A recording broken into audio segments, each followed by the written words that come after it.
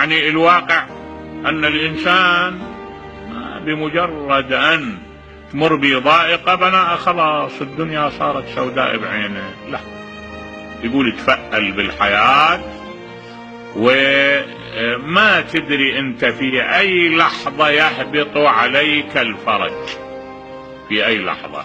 يعني قد يأتيك الفرج من حيث لا تحتسب.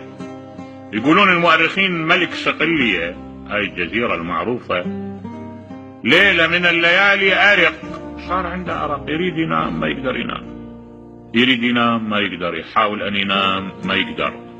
كانت عنده عادة إذا مرت بها الحالة يودي ورا ندمانه يحضرهم، يتسلى بحديث، يتسلى بقصة. ودى ورا ذولا أحضرهم، كرهتهم نفسه، كل واحد اجى يمه ما يقبله، ما يريد، يعني ما اشتهى هالجلسة أبدا.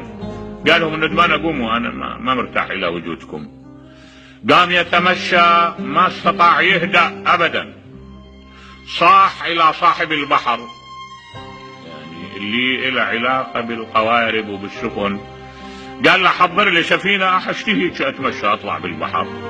فعلا حضر له سفينة، ركب وطلعوا وأخذوه بالمجاديف إلى أن توسط البحر، وإذا بيسمع صوت ضعيف: يا غياث المستغيثين، يا غياث المستغيثين، ويكررها.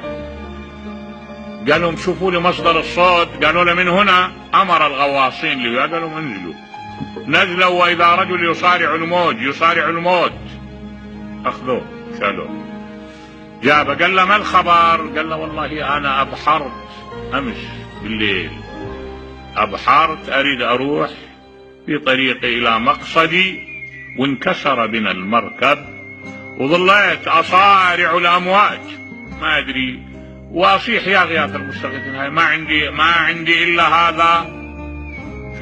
هذا في حد ذاته هو اللي سبب لي الفرج. قال له سبحان من أرقك في قصرك، سبحان اللي خلاك ما تنام وما تهدأ وتطلع حتى تنقذني. فالواقع الإنسان ما يدري متى يأتيه الفرج. شفت قصة هواية رائعة يروها المؤرخين. أكو نوع من الطيور يسموه زرياب. هذا الطير أشبه شيء بالببغاء، يعني يحفظ، إذا سمع شيء يقلد الإنسان، يحفظ.